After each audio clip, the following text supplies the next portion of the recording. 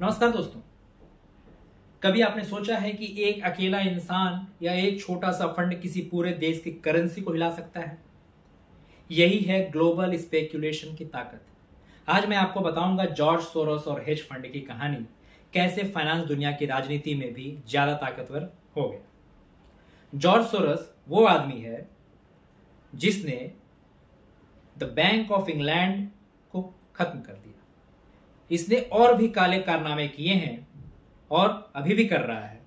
1992 में ब्रिटेन ने अपनी करेंसी को यूरोपियन एक्सचेंज रेट मैकेनिज्म यानी ईआरएम में बांध रखा था, लेकिन सोरोस को लगा कि पाउंड ओवर वैल्यूड है। उसने अरबों डॉलर के शॉर्ट्स लगाए और एक दिन में बैंक ऑफ इंग्लैंड घुटनों पर आ गया। सोरोस ने लगभग $1 बिलियन का मुनाफा कमाया और दुनिया ने उसे the man who broke the bank of England के नाम से जाना। यह घटना दिखाती है कि एक हेज फंड भी सरकार से बड़ा साबित हो सकता है। सोरोस का क्वांटम फंड तो बस शुरुआत थी। 90 और 2000 के दशक में हेज फंड्स ने डेरिवेटिव्स, लिवरेज और स्पेक्युलेटिव ट्रेड्स के जरिए मार्केट को हिलाना शुरू किया।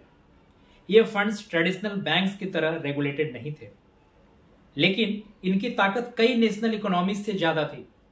उनका लॉजिक सिंपल था, रिस्क लो, लीवरेज बढ़ाओ और सही बेट लगाओ तो रातों रात अरबपति बन जाओ।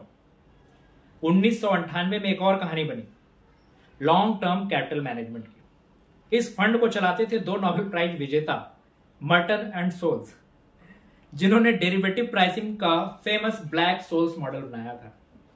लेकिन रसिया के डिफॉल्ट और एशियन क्राइसिस ने उनके सोफिस्टिकेटेड मॉडल्स को ध्वस्त कर दिया। एलटीसीएम के पास $125 बिलियन की लायबिलिटीज थी। कोलैप्स से पूरा ग्लोबल फाइनेंशियल सिस्टम डगमगा सकता था। आखिरकार फेडरल रिजर्व को बड़े बड़े बैंक्स को मिलाकर बेल आउट करवाना पड़ा। तो भले ही आपके पास दुनिया के सबसे बड़े दिमाग हो, मार्केट हमेशा अनप्रिडिक्टेबल रहेगा। सोरोस और एलटीसीएम ने एक बात साफ कर दी, स्पेक्यूलेशन सिर्फ स्टॉक या करेंसी तक सीमित नहीं है।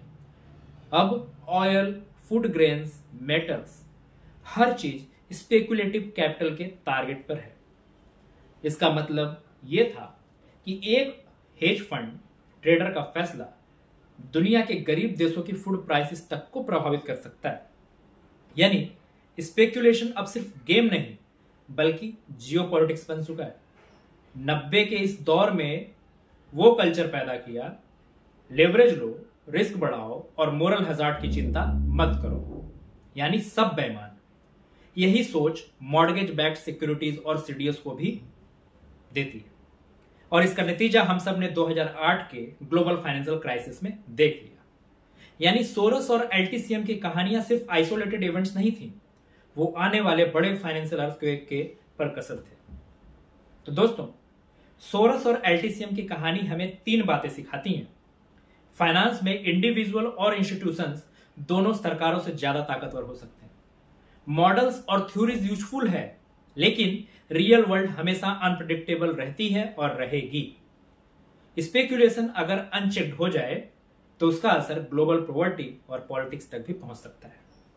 यानी फाइनेंस एक 2धारी तलवार है, सही यूज हो तो प्रॉस्पेरिटी लाता है और गलत हाथों में चला जाए तो पूरी दुनिया को हिला सकता है।